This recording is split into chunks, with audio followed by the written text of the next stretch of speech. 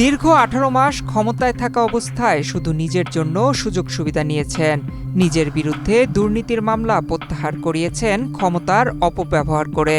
সুদ মওকুফ করেছেন নিজের সব প্রতিষ্ঠানের। ক্ষমতায় বসে নিজের নামে নিয়েছেন বিশ্ববিদ্যালয় রিক্রুটিং এজেন্সির লাইসেন্স। বিদায়ের আগেও নিজের জন্য রাষ্ট্রীয় সুযোগ সুবিধা নিতে ভোলেননি ডক্টর মোহাম্মদ ইউনূস।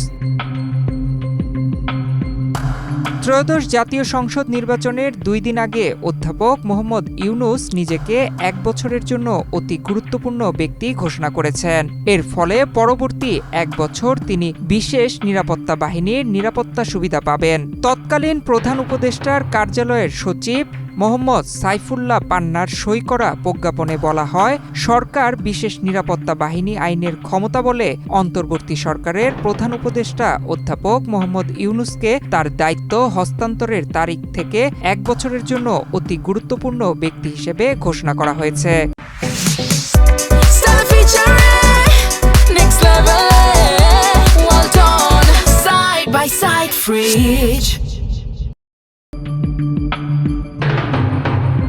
এটা করতে গিয়েও সাবেক প্রধান উপদেষ্টা অসততার আশ্রয় নিয়েছেন।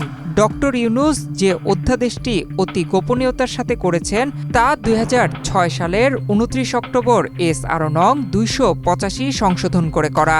ওই আদেশে বলা হয়েছিল, রাষ্ট্রপতি, প্রধানমন্ত্রী ও নির্দলীয় তত্ত্বাবধায়ক সরকারের প্রধান উপদেষ্টাকে স্ব পদে কর্মবসানের তারিখ হইতে এবং জাতীয় সংসদের বিরোধী দলীয় নেতাকে নির্দলীয় তত্ত্বাবধায়ক সরকারের প্রধান উপদেষ্টার কার্যভার গ্রহণের তারিখ হইতে বাংলাদেশের অভ্যন্তরে সর্বোচ্চ 3 মাস অতি গুরুত্বপূর্ণ ব্যক্তি হিসেবে ঘোষণা করিল।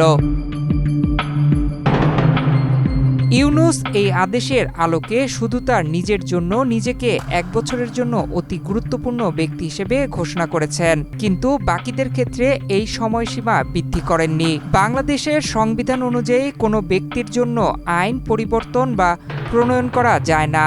কাজেই 10 ফেব্রুয়ারি অতি গোপনীয়ভাবে জারি করা অধ্যাদেশটি একদিকে যেমন সংবিধানের মৌলিক নীতির লঙ্ঘন, ফলে অসাংবিধানিক, ঠিক তেমনি এটি ডক্টর ইউনূসের স্বার্থপরতার একটি উদাহরণ। কারণ তিনি যদি বিদায়ী রাষ্ট্রপতি, প্রধানমন্ত্রী এবং আগের আইনে বর্ণিত সকলের জন্য সময় বাড়াতেন, তাহলেও এর যৌক্তিকতা কিছুটা হলেও বোঝা যেত।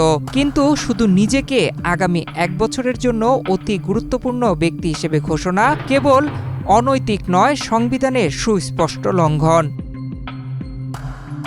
ডেস্ক রিপোর্ট, বাংলাদেশ প্রতিদিন।